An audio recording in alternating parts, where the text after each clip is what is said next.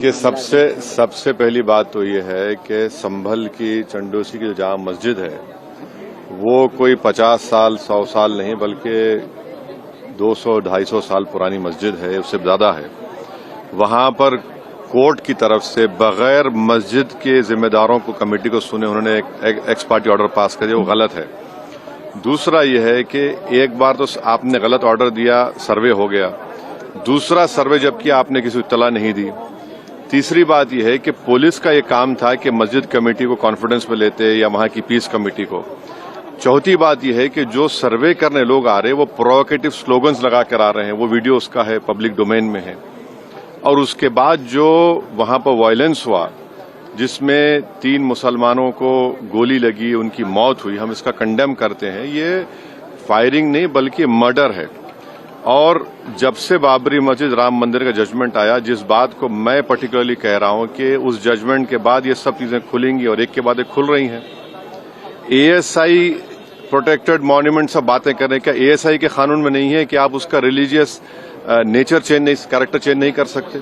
किस बुनियाद पे कर रहे हैं ये? और आप किस बुनियाद पर अपने फेथ को दूसरों पे थोपेंगे? भाई कानून कोई चीज है ही नहीं है। जिस दिन कोर्ट में सुनवाई होती है उसी दिन ऑर्डर हो जाता है, उस दिन सर्वे भी हो जाता है। ये तो 1948 में ऐसे ही होता है बाबरी मस्जिद में। तो ये जो फायरिंग हुई है ये फायरिंग नहीं है, मर्डर है।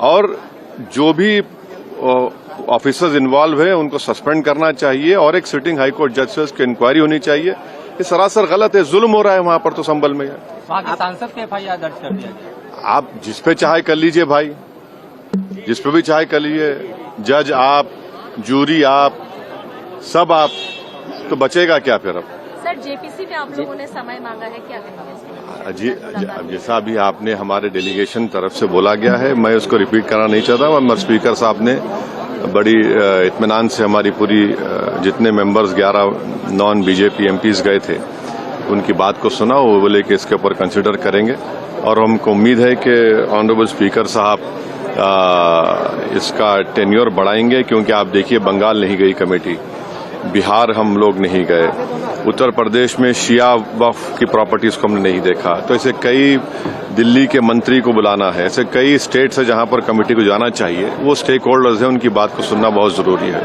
सर वक्फ बोर्ड अमेंडमेंट बिल को लेकर आप क्या सोचते हैं? क्योंकि लगातार सरकार की तरफ से यही कहा गया कि जो मुस्लिम जनता है उनके हित में है, मुसलमान जो है उनके अभी ये कानून बना नहीं। आप देख लिए संभल में क्या हो गया है। अभी ये कानून बना नहीं है।